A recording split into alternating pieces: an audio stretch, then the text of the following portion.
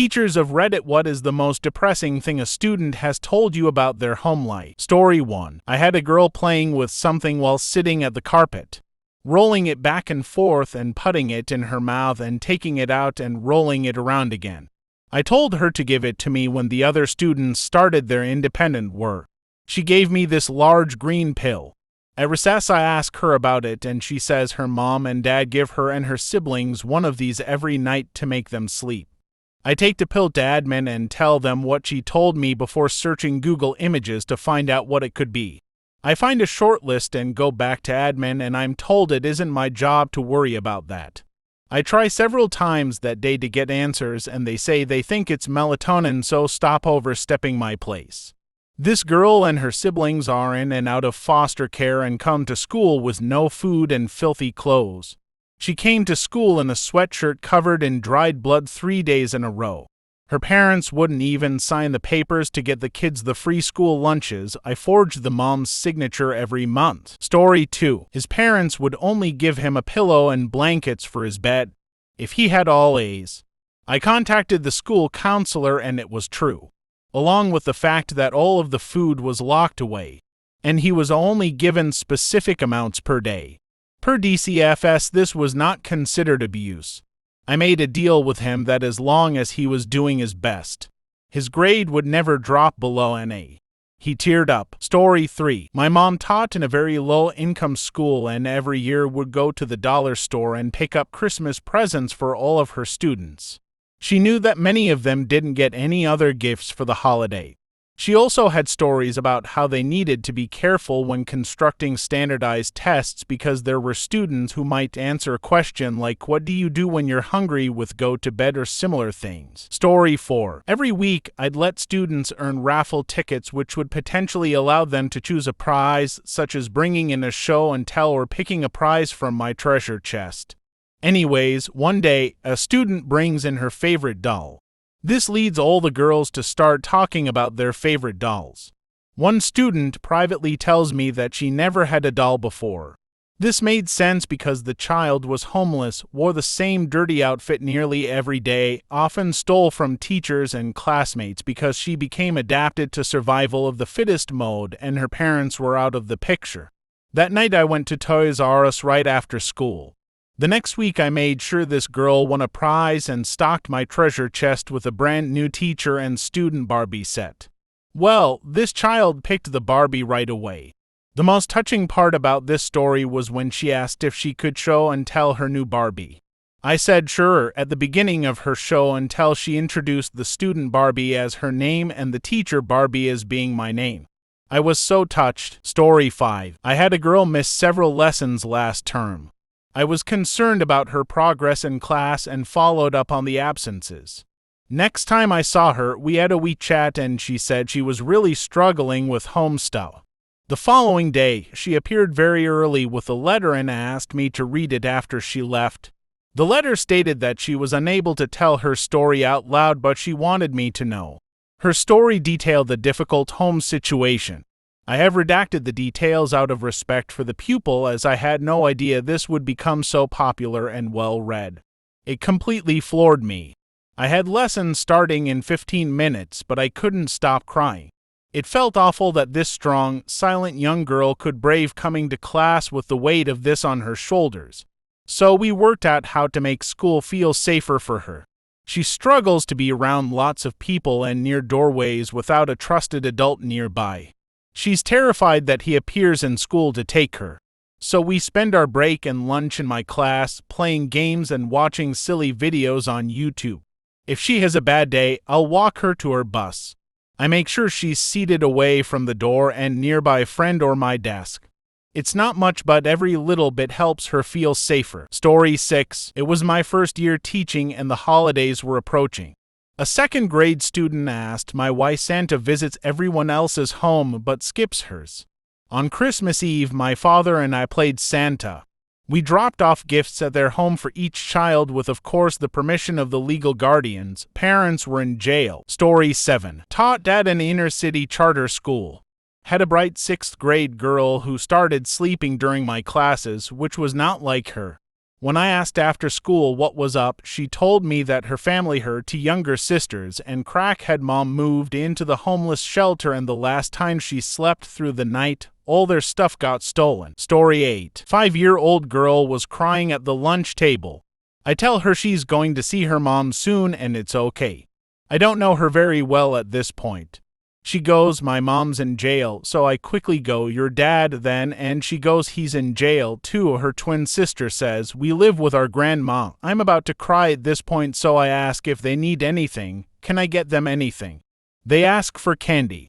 I always carry caramels in my purse because these are safe candies and the kids love them and know I have them. I gave them each a handful of caramels and sat with them until their grandma came an hour later. We colored together. They each saved caramels for their grandma. I'll never forget those two little girls. Story 9. I work with significant disabilities and autism in an elementary school, and we have one student who at the end of the day when we say it's time to go home almost always piped up time to go home and to bed. We get out of school at 2 p.m. As I understand it from a co-worker who knows someone who worked with the family since he has a younger brother where toddlers, mom sends them both to bed immediately and, we're guessing here, they lay in bed and watch YouTube on tablets. The younger brother actually has mild leg deformities because he was never allowed out of his crib to walk as a toddler, so his legs are bowed. And before someone asks, no, this is not enough for CPS to do anything. Story 10. School counselor here. My second year one had a courageous student who suffered from a rare, debilitating disease. She didn't have many friends because she was never in school and always in hospitals. She loved reading though. She brought books with her to the hospital. Unfortunately, due to the disease, her eyesight was now deteriorating and she knew she would eventually go blind. She cried in my office that she would miss her books and didn't want to be alone in the dark. I couldn't help crying with her. She transitioned to audiobooks on her iPod. This was roughly 14 years ago, a time when middle schoolers didn't have smartphones. A year later, she passed away. My hope is she's at peace, reading all the books she wants with other friends she's met. Edit. Thank you for all the awards and comments. If I can pass on anything to all you educators out there, it's this piece of advice I received from a principal many years ago. Be kind to your students. The 7 hours they have in school may be the best 7 hours of their day. We are never certain what goes on in their homes. Story 11. This was a few years ago. This student came into class one day really late and escorted some official. He threw his bag on the ground and sat in his seat frowning. Turns out the day before he went home and his foster parents had decided they no longer want him, so he went into the care of social services. Everything about this child went downhill from there. I was also in an interview with a mother and her son, and she straight up tells us that she's not too concerned about her son as he's not her favorite child. The defeated look on her son's face still tears me up. Story 12. A student's mother shows up for the first time in almost a year, and she's well dressed and looking like someone straight out of a fashion magazine. Had the latest phone, flashy jewelry, overall expensively dressed. The student, on the other hand, was always shabbily dressed and once went without a blazer for a week because his parents weren't buying him one. We allowed him to wear his sports jersey in the class, which is normally not allowed, and constantly called the parents to no avail. She showed the slightest possible interest in her child, telling us to make him study however we wanted and even hinted hitting him if he didn't behave. A lot of talking and counseling later, it turned out that the student was actually from a well-to-do family, but the parents didn't get along well. Father went out on business trips for weeks together where he was having multiple affairs, and the mother was doing the same at home. It was an open secret. The child acted weird just to get some attention in school, which he wasn't getting at home. I really felt for the child. He was 11 at the time. Story 13. Not a teacher but a student. I was absent a lot but always handed him an excuse note the next day. One day he came to me with all of them and told me that none of the signatures matched and therefore had to be forged somehow. I told him it was because sometimes my mom was really tired when I get her to sign it. In reality, sometimes she was to hold a pen and could barely scratch her name for me. Anyway, by the end of the school year it was very obvious to all my teachers that my mother had a drug problem. And when he took his proof to the office, they informed him that my mother had called in every one of my absences. He apologized the next day. Story 14. One of my best students in one class showed up late after I had a slew of students rolling in late and I had said there would be consequences for the next ones. I walked over to talk to him and he almost started crying, so we stepped outside and I angled him away from the class and asked what was up. Turns out he had been kicked out of the house, living in his car, his phone had died and that was his alarm. And he felt terrible about being late. I told him that I was so proud of him for making it into class and I was going to make angry faces and make it look like I was mad so the class didn't think I was going back on my word, but that he was awesome and could take a few minutes to collect himself and join us when he was ready. I think I even waved my arms in the air a bit to ham it up. That dude aced my class. He was amazing. Story 15. I had a 10-year-old crying and wishing she was dead. Her older brothers at home were being awful to her, bullying and hitting her. She was saying I should just let her go so she could kill herself. And then she wouldn't be a bother to us or her brothers anymore. Sat her down with the teacher. A cup of tea, some cookies, and talked with her throughout the afternoon. Not much we could do about the brothers. But she left with a smile and came back at school the next day with a smile as well. Now I'm just keeping my eye on her in case things go bad again. But so far so good. Apparently talking to us. Encourage her to tell her mother about everything that happened. So at least someone at home also kept an eye out for her. Story 16. My mom is an English teacher and once told me about a child 13M whose mother had committed suicide a few years ago. In a creative writing task a few years after it happened, the question revolves around finding out a secret. The boy then wrote a descriptive piece about finding a body hanging in his front room lifelessly swinging. Heartbreaking stuff. He and his counselors often said he just write it from the heart. Poor guy. Story 17. A student who I built trust with gave me a letter that detailed the horrific experience he had a few years prior of rape and molestation by his family members. I checked with admin and he was no longer in that environment, and though they didn't know all the details, it was true that he had experienced those things. He just wanted someone else to know, I think, and it's something I'll never forget. I'd love to take this moment to add a little more. This child is one of unfortunately many who have shared similar traumas and experiences. My children's students have been raped, molested, sold for sex, beaten, neglected, sold for drugs, and more. I choose to work in high-needs, low-income schools because those kids need us the most. And they need your vote. When you vote, please look at the education views of each candidate. Our children are suffering in this country and our educational system is very poor. Leaking ceilings, rats, chairs that break when you sit in them, etc. And standardized testing is the worst. Schools that do well get funds. Schools that don't get closed down.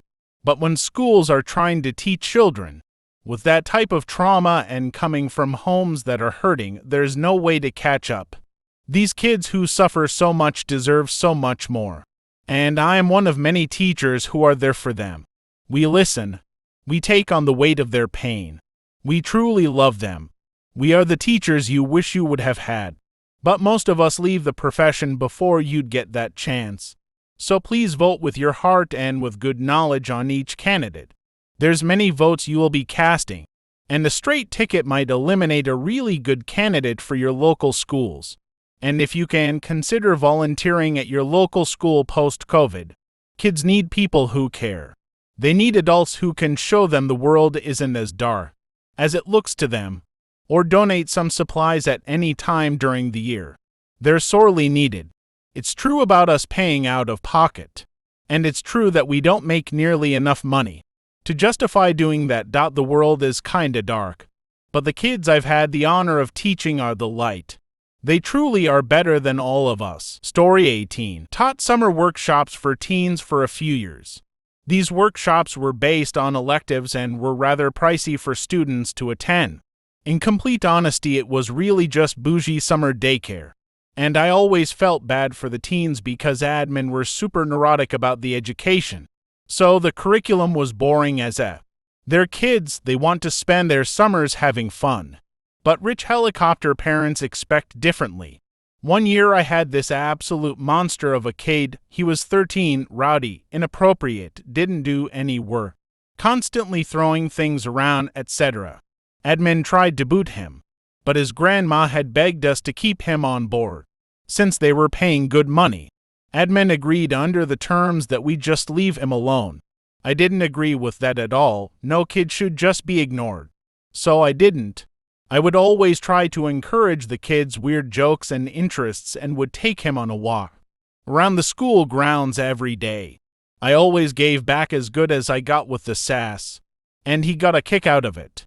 We explored weird classrooms and kicked around rocks, and joked about whatever YouTube videos he was into. We got to talking and he started to trust me, and he told me about his life. His parents both worked in the airline industry, and as a result they were filthy rich with homes all over North America, but they were never home. During the school year, he was mostly alone with them, popping in here and there. And in the summers they would fly him to his grandma who lives in our dinky city, and she would care for him for the summers before he would get flown out to wherever the F his parents were staying for a couple days to pretend they were a loving family. Then the cycle would repeat. He was so aggressively lonely, didn't believe anyone cared about him, and was constantly acting out. He would skateboard all over the surrounding cities. For a couple of summers I would run into him in the most weird places and weird times.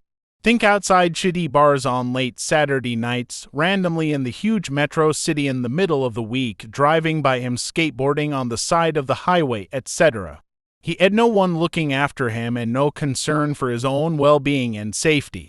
The absolute lack of care or concern for him was heartbreaking, and I tried to do what I could, but ultimately his parents didn't actually break any laws based on his home state rules and regulations, and his parents are, again, filthy rich. He was well provided for, and how nice was it that they sent him to this expensive summer workshop. I still think about him now and then, even though it's been years. I hope he's okay.